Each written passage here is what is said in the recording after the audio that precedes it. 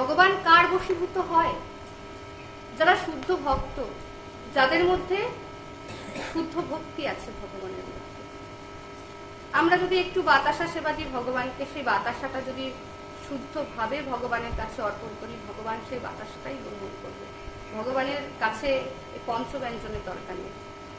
যেমন একটি গল্পে আমরা পড়েছি, সুদামার গল্পে, যে ভগবান দ্বারকায় যখন ছিলেন তখন তিনি সোনার থালায় রূপোর থালায় অনেক পঞ্চব্যঞ্জন, অনেক আদি সমস্ত কিছু খেতে খেতে তার মুখে কিছু রোচে না।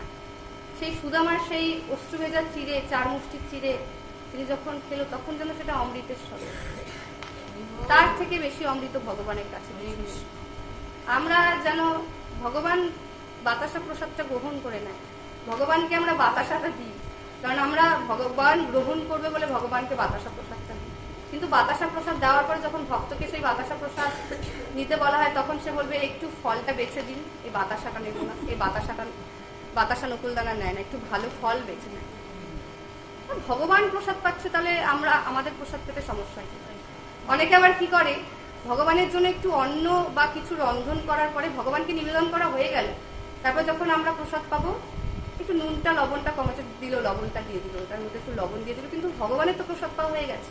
ভগবানের একবার প্রসাদ পাওয়া হয়ে গেলে সেটাতে ঝাল কম বা নুন কম বা তেল কম, যাই আছে সেটাকেই প্রসাদ ভেবে খেয়ে নিতে হবে। আগের দিন আমি অনুকল্প প্রসাদ এনেছিলাম বাড়িতে, নৃসিংহ চতুর্দশীর পরে। ঠাম্মা খেয়ে বলছে লবণ কম। ওরা খেতে পারলো না, একটুখানি খেয়ে আর খেলো না। আমার দিদিও খেলো না, ঠাম্মাও খেলো না, কিন্তু আমি ওই প্রসাদটাই আমি খেলাম।